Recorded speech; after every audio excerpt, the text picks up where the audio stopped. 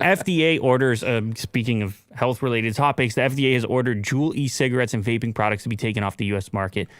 At one time, their share of the vaping market was 75%. Yeah, it was huge.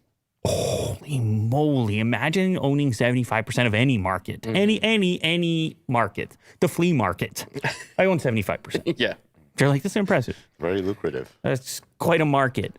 75%. Now, I remember when the controversy first started, Roundup methods of advertising, different claims and things like this. The fruity flavors and whatnot. The targeting of the youth and so forth. But, you know, what's interesting, I mean, they kind of became the name and took the brunt of the criticism. But this stuff, there's so many generic versions and stores that popped up and so forth.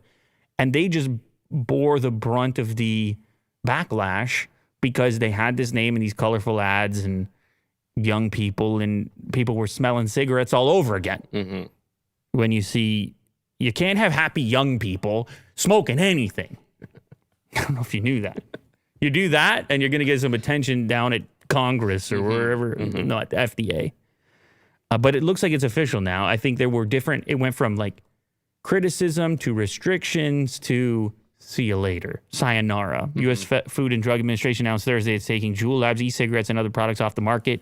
Comes out the Federal Health Agency completed a nearly 2-year review of the manufacturer's application to sell its vaping device and tobacco and menthol-flavored pods.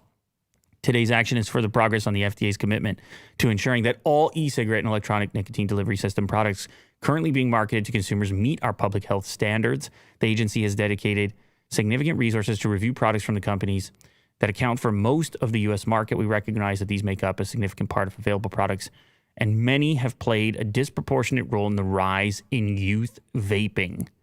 Now, this company was evaluated like $1 billion at one time. It was just ballooning because of its success and because of the vaping takeover. And the reoccurring purchases. That's right. Because you got to buy new pods. It's kind of like the drug companies we were just talking about. Yeah. Talking about recurring payments. But it doesn't matter at this point. Everybody's bailing out. Everybody's running for I'm sure they're going to fight it a little bit, but yeah. I mean, as you can see, whoa, go back to that. They limited. Look at that head. Look at that banner.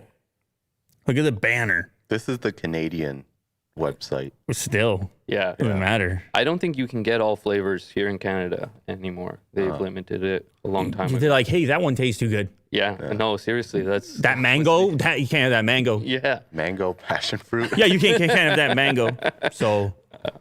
When anyway. I used to Juul, I was real bummed about that. But And I don't know, man. I don't know. You want people to make their own choices, but obviously young people, it's a different story. yeah. And you can see even their site, like everything kind of shut Isn't down. no color. And it went from 0 to 100 real quick. Look at you. Right? Quoting an old drink. And I'm starting to feel that way about gambling too. And I'm not going to go into it right now, but I'm starting to feel that way about gambling too because I'm seeing so much content promoting gambling at this point, and I'm like, man, I feel like something's going to happen. I don't know what, but one of these regulatory bodies and the youth audiences and things that are potentially going to struggle with this. And I'm not one of these people. I'm not trying to ban things. I just think it's curious when something is disproportionately taking off and just like taking over. So.